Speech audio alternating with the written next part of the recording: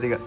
Assalamualaikum warahmatullahi wabarakatuh. Sebelumnya perkenalkan, nama saya Asmadi dengan NPM 240 634 2000. Sebelumnya perkenalkan, nama saya Reza Muhammad Reza Malegi dengan NPM 240 648 Kenalkan, nama saya Taki Muhammad Hisyam dengan NPM 240 6420476. Nah, baik, pada malam hari ini kita berkesempatan untuk menjelaskan hasil dari diagram PPT yang telah kami buat dalam bentuk 3D, yang dimana salah satu cabang ilmu dari termodinamika. Bisa dilanjut.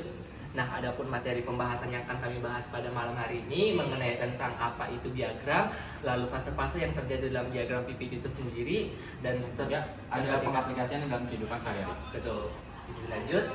Nah, sebelumnya kita harus kenal dulu nih apa sebenarnya itu diagram PPT. Nah, diagram PPT itu sendiri adalah sebuah diagram yang menghubungkan antara pressure, volume, dan juga temperatur, yang dimana dalam diagram ini kita bisa melihat perubahan dari fase suatu zat, yang dimana dari fase solid, liquid, dan juga gas.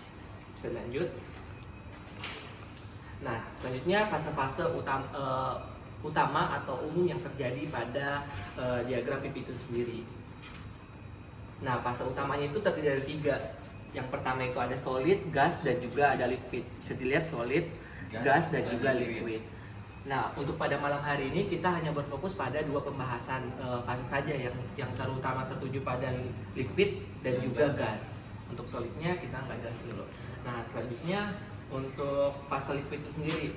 Fase liquid adalah di mana fase air pada diagram PPT yang bisa dilihat yang terletak dari antara solid dan juga gas. Kalau dilihat dari diagram PPT itu sendiri bisa dilihat ini solid, ini liquid, dan juga ini gas. Lanjut ke yang fase gas. Oke, di sini fase gas berada di sisi kanan diagram di sebelah sini. Volume spesifik sangat besar yang menunjukkan bahwa molekul-molekulnya sangat berjauhan.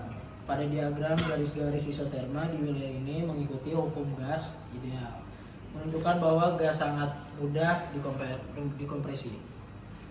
Lanjut ke Baik. diagram. Pada diagram ini kita bisa lebih ke spesifiknya lagi, yang dimana kita akan melihat hubungan antara diagram V ke P ke V. Kalau kita lihat dari sini, itu bisa kita lihat, coba bisa dipegang dulu. Nah, dari diagram ini kita bisa melihat nih, ini hubungan antara pressure dan juga volume. Bisa dilihat dari diagramnya, kalau kita lihat bahwa di daerah sini merupakan daerah solid, daerah liquid, yang dimana liquid itu akan berubah menjadi fase gas yang dibarengi dengan adanya penguapan atau vapor.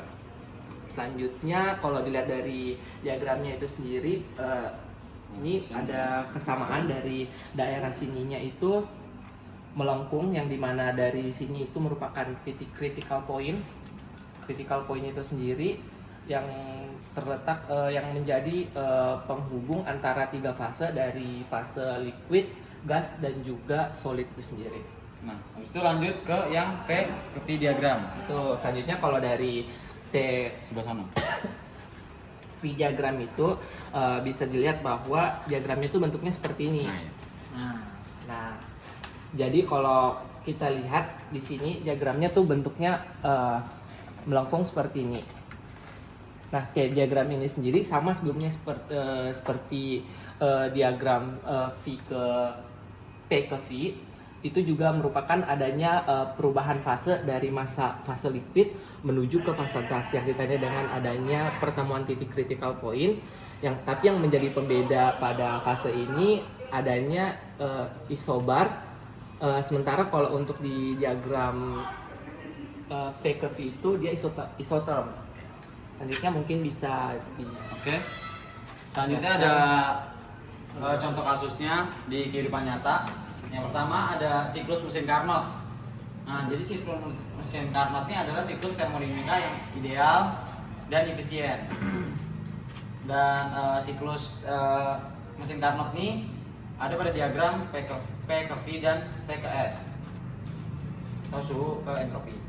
Prosesnya ada 4 proses. Yang pertama ada ekspansi isotermal, yang kedua ada ekspansi adiabatik, yang ketiga ada ekspansi isotermal, Yang keempat ada kompresi adiabatik. Terus ya, manfaat diagram. Ya diagram mesin Carnot ini PKV dan TKS sangat berguna untuk memvisualisasikan kerja yang dihasilkan area dalam siklus pada diagram PKV maupun TKS.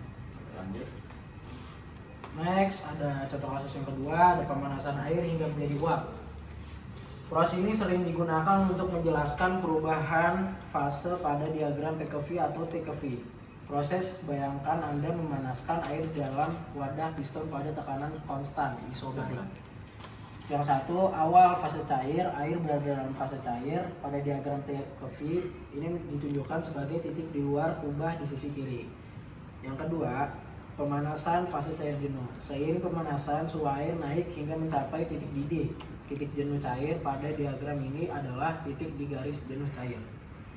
Terus yang ketiga, ada perubahan fase campuran. Setelah mencapai titik didih, air mulai menguap menjadi uap. Selama proses ini, suhu dan tekanan tetap konstan. Pada diagram ini adalah segmen horizontal yang melintasi bagian dalam kubah uap, vapor dome.